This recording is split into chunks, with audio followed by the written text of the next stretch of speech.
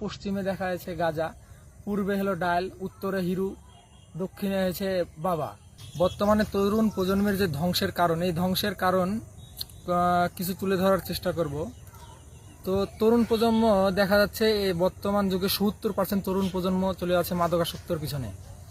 আসলে মাদকাসক্তর পিছনে যার পিছনে সম্পূর্ণ যে নিজের দোষ তা না, সাথে সাথে পরিবেশের কিছু দোষ আছে। আমরা দেখছি সচরাচর আমরা যারা গ্রামীণ ছেলে পেলে, আমরা সকালে দেখি 50% লোক যায় স্কুলে, 50% লোক যায় কাজে।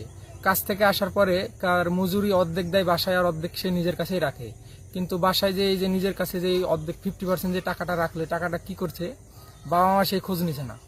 আবার দেখা যাচ্ছে যারা 50% যে তরুণ স্কুলে কলেজে যাচ্ছে, তারা স্কুল কলেজ থেকে আসার পরে সম্পূর্ণ মোবাইল নিয়ে ব্যস্ত। এই গেম সেই গেম এগুলোর পরই সে